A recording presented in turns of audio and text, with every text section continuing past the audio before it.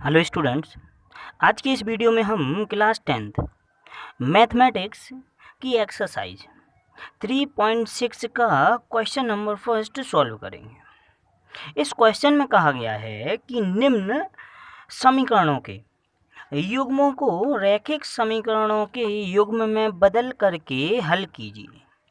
और इस क्वेश्चन के हमें यहाँ 8 पार्ट्स दिए गए हैं, तो हम इन 8 पार्ट्स को बारी बारी से सॉल्व करेंगे। पहले हमें इन्हें रैखिक समीकरण युग्मों में बदलना है और उसके बाद इन्हें सॉल्व करना है। अभी इन दिए गए समीकरणों को हम रैखिक समीकरण युग्म यानी कि रैखिक समीकरण युग्म हम किसको कहते थे? ax plus B Y plus C equals to 0 को।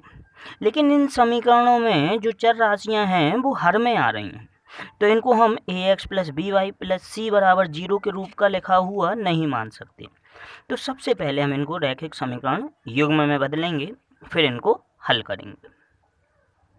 तो इस प्रश्न का पहला भाग हमने यहाँ पर नोट करके रखा हुआ है, जो कि हमारा 1/2x प्लस 1/3y बराबर 2। ये हो गया हमारा समीकरण नंबर 1। 1/3x प्लस 1/2y बराबर 13/6, ये हो गया हमारा समीकरण नंबर 2। इन दोनों समीकरणों को सबसे पहले हमें रैखिक समीकरण युग्मों में बदलना है। तो जैसा हमारा यहाँ पर लिखा हुआ है 1/2x, इस 1/2x को हम मान सकते हैं 1/2 इंटू 1/x। तो इस 1/x को हमने यहाँ पर मान लिया, माना 1/x बराबर a, और जो दूसरा है आपका 1/y, इसे हमने मान लिया v। तो जैसे हमने बताया 1/2x, इसको हम मान रहे हैं 1/2 इंटू 1/x। अगर 1/x बराबर a मान लिया हमने, तो यहाँ 1/x की जगह पे आ जाएगा हमारा a। तो 1/2 इंटू 1/x बन जाएगा हमारा 1/2 इंटू a, तो जिसको हम लिखेंगे a/2। इसका मतलब 1/2x को हम यहाँ लिखने वाले हैं a/2 प्लस वैसे ही 1/3y को हम लिख देंगे v/3 बराबर 2। ये बन गया हमारा दूसरा समीकरण। इसमें हमने इनके हर के लासा ले लिया। 2 और 3 का लासा लिया हमने 6। 2 से 6 को डिवाइड किया 3, 3 का ऊपर गुणा हो जाएगा 3, प्लस 3 से 6 को डिवाइड किया 2 आया, 2 का b में गुणा हो गया 2b बराबर हो जाएगा 2। इस 6 का यहाँ कैंची गुणा हो गया, जो कि हमारा बन जाएगा 3a प्लस 2b बराबर 12। इसको हम कह देंगे समीकरण नंबर 1। ये हो गया हमारा रैखिक समीकरणों में बदलने पर समीकरण नंबर 3। समीकरण 1 तो हमने इसको मान लिया।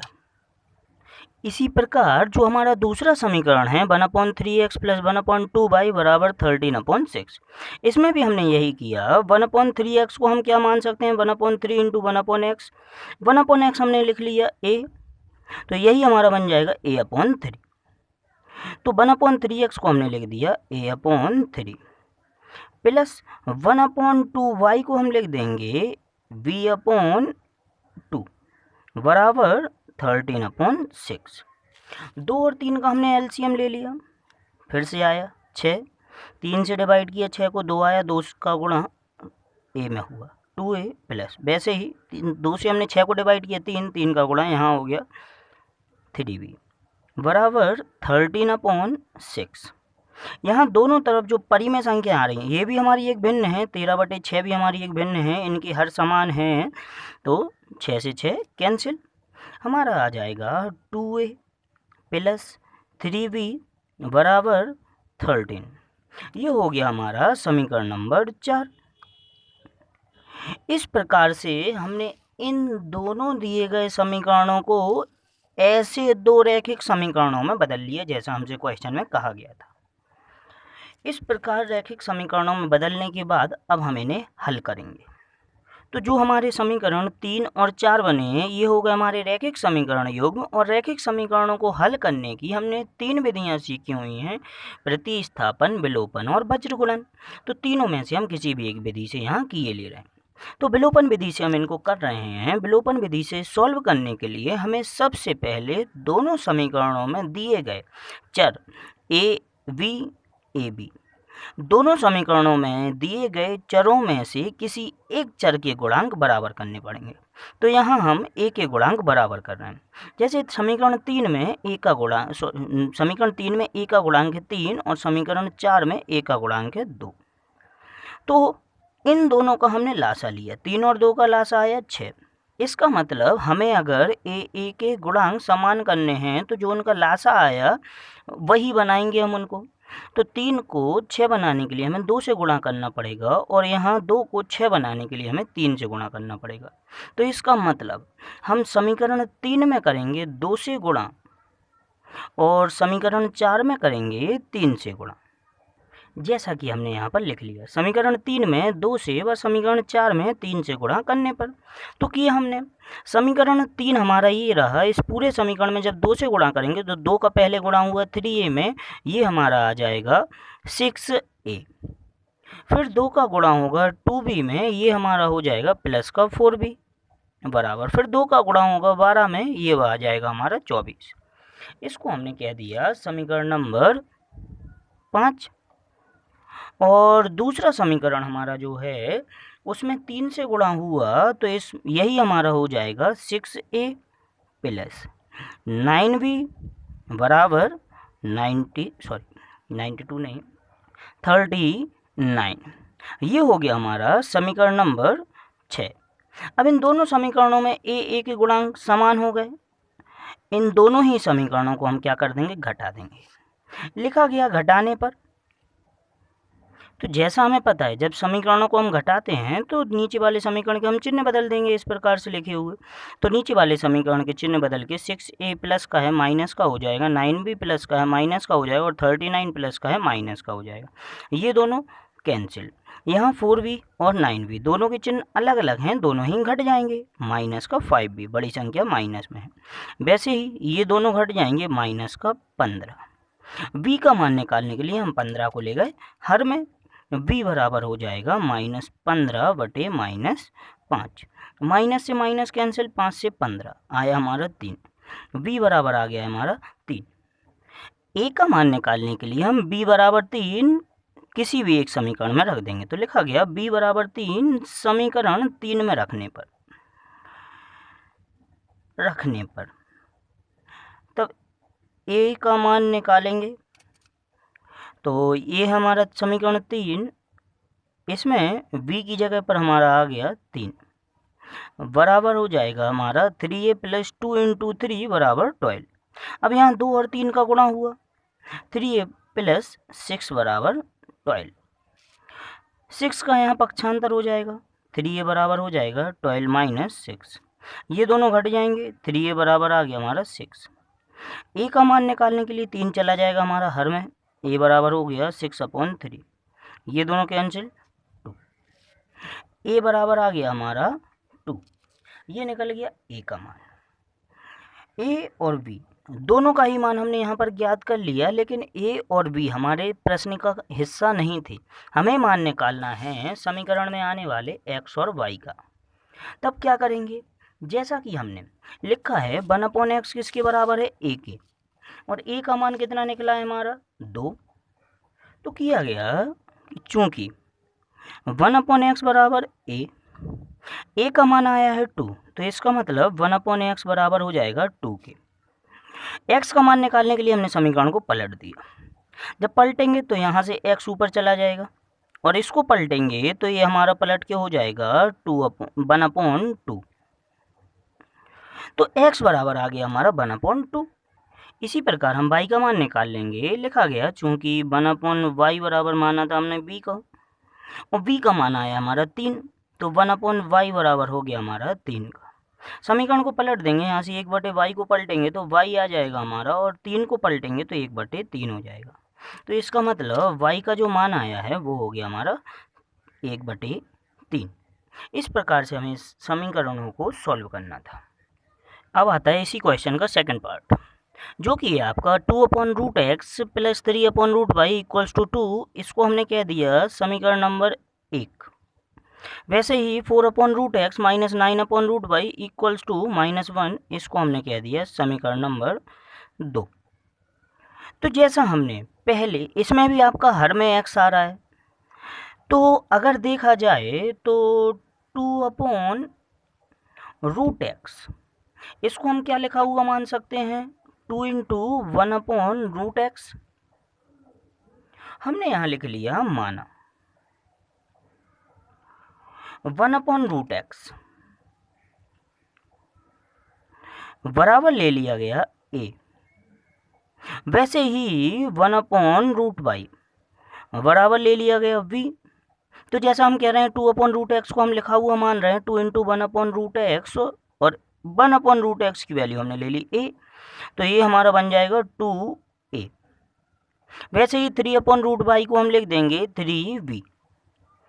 तो जब उसमें हमने 1/√x और 1/√y के मान रखे पहले समीकरण में, तो हमारा हो जाएगा 2a प्लस 3/√y बन जाएगा 3v बराबर 2। ये हो गया हमारा समीकरण नंबर 3। इस बार हमें एलसीएम नहीं लेने, हर नहीं आ रहा है कोई भी संख्यात्मक। वैसे ही 4/√x बन जाएगा 4a माइनस 9/√y बन जाएगा हमारा 9b बराबर -1। ये हमारा हो गया समीकरण नंबर 4। अब इन दोनों समीकरणों को भी हम किसी भी एक विधि से हल किए ले रहे हैं। तो विलोपन विधि से हम इन दोनों समीकरणों को हल करते हैं। अगर दोनों समीकरणों में देखा जाए तो a के गुणांक अगर हम बराबर करना चाहें, तो यहाँ समीकरण 3 में a का गुणांक है 2 और समीकरण 4 में a का गुणांक है 4। 2 और 4 का अगर हम लासा लेते हैं तो वो आएगा आपका 4। इसका मतलब दोनों ही समीकरणों में हमें a का गुणांक क्या बनाना पड़ेगा, 4। तो यहाँ पे तो 4 है, यहाँ पे तो किसी का गुणा नहीं करना है, लेकिन इस वाले समीकरण में a का गुणांक 2 है, तो 2 को 4 बनाने के लिए हमें 2 से गुणा करना पड़ेगा। तो लिखा जाएगा कि समीकरण 3 में 2 से गुणा करने पर, तो लिख लिया गया यहाँ कि समीकरण 3 में 2 से गुणा करने पर। तो करते हैं, समीकरण 3 में हम 2 से गुणा, 2 का गुणा 2a में होगा, ये हमारा हो जाएगा 4a। 2 का गुणा प्लस 3b में होगा, ये हो जाएगा 6b, और वैसे ही बराबर 4 आ जाएगा। ये हो गया हमारा समीकरण नंबर 4। अब 5। अब समीकरण 5 और समीकरण 4 इन दोनों को हम घटा ही ले रहे हैं। लिखा गया समीकरण 4 माइनस 5 करने पर ऐसा लिख लिया गया। तो घटाते हैं दोनों ही समीकरणों को। समीकरण 4 है हमारा 4a माइनस 9b बराबर -1, और समीकरण 5 है हमारा 4a प्लस 6b बराबर 4।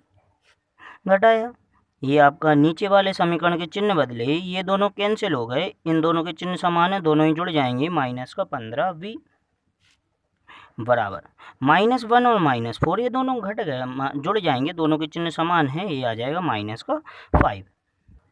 v का मान निकालने के लिए 15 चला जाएगा हमारा हर में, तो v बराबर हो जाएगा -5/15 -15। यहाँ माइनस से माइनस कैंसिल, और 5 और 15 दोनों ही 5 से कैंसिल हो जाएंगे, 1/3। तो v का मान आ गया 1/3। v का यह मान हमने समीकरण 3 में रख दिया, जिससे कि a का मान ज्ञात हो जाए। लिखा गया, तो यहाँ लिख लिया गया कि b बराबर 1/3 समीकरण 3 में रखने पर। समीकरण 3 है हमारा 2a प्लस 3b बराबर 2। इसमें v की जगह पर हमारा आ गया 1/3, तो ये हमारा हो गया 2a प्लस 3 इंटू वी की जगह पर 1/3 बराबर 2। यहाँ 3 से 3 है कैंसिल, 2a प्लस 1 बराबर 2।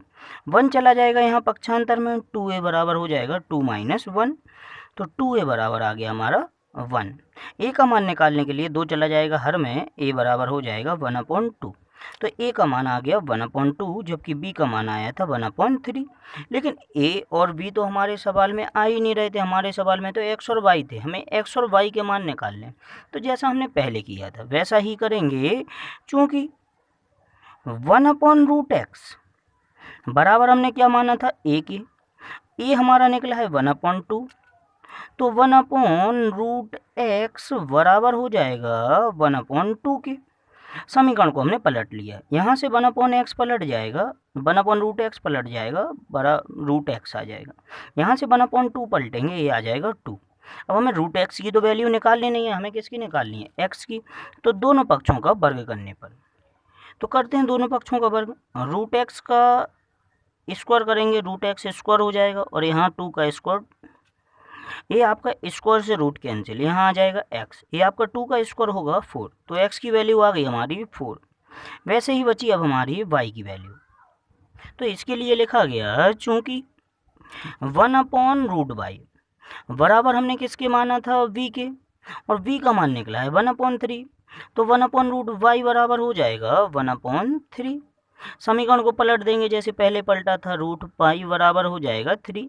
फिर से दोनों पक्षों का वर्ग कर देंगे, तो किया गया दोनों पक्षों का वर्ग, √y का स्क्वायर बराबर हो जाएगा 3 का स्क्वायर, यहाँ स्क्वायर से रूट कैंसिल, y, और 3 का स्क्वायर होगा 9, यानी कि y बराबर हो गया हमारा 9, जबकि x बराबर हम पहले ही निकाल चुके हैं, x बराबर हमारा आया था 4। अब आता है इसी क्वेश्चन नंबर फर्स्ट का थर्ड पार्ट, जिसमें कहा गया है 4/x + 3y = 14। ये हो गया हमारा समीकरण नंबर 1।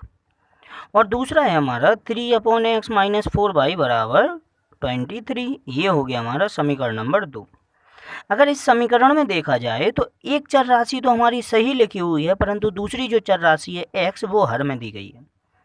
तो इसको हम किसी दूसरे चर राशि से प्रतिस्थापित किए ले रहे हैं। तो यहाँ लिख लिया गया, हमें दोनों को प्रतिस्थापित नहीं करना है, जैसे हम पहले मानते थे ना a और b अलग अलग।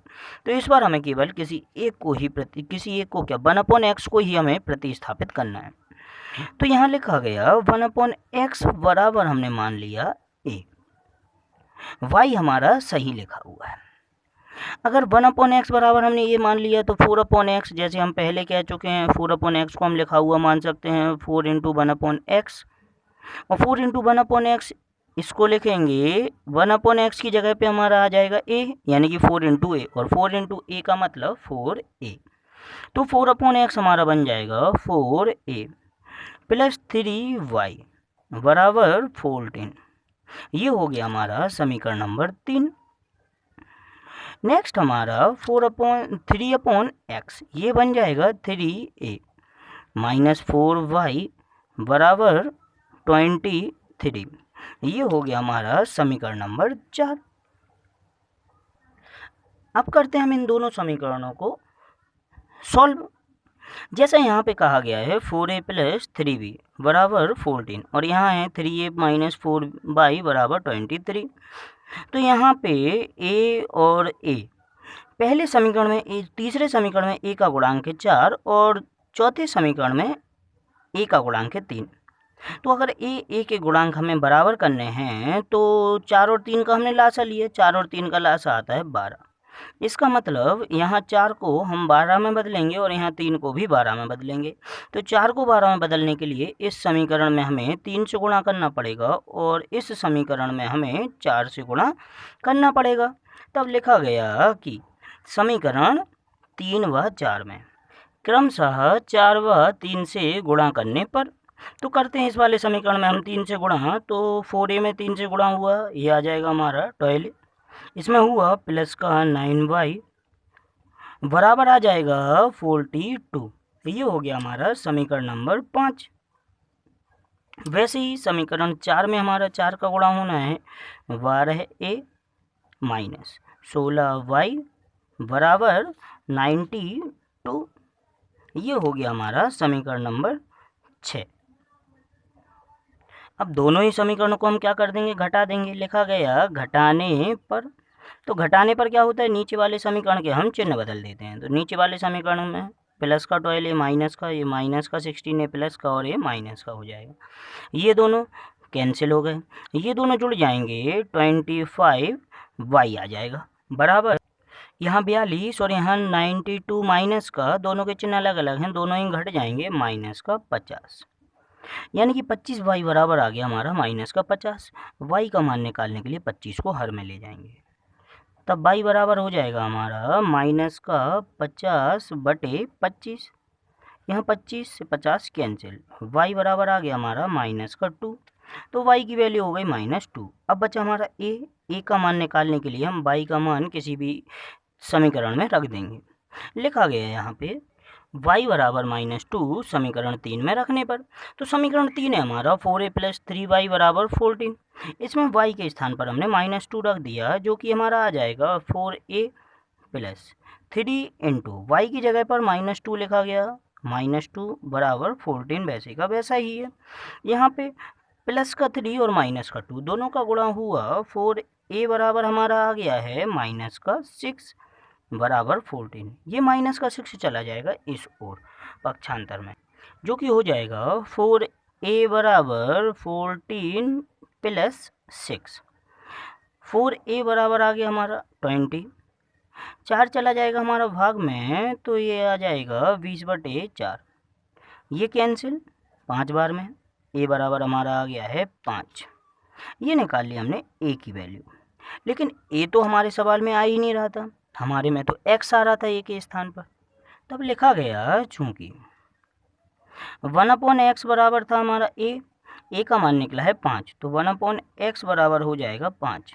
समीकरण को पलट देंगे हम, बायां पक्ष पलटेगा तो 1/x को पलटने पर x आया और 5 को पलटने पर 1/5, यानी कि x की वैल्यू आई है 1/5, जबकि y की वैल्यू हमारी आई है y बराबर -2।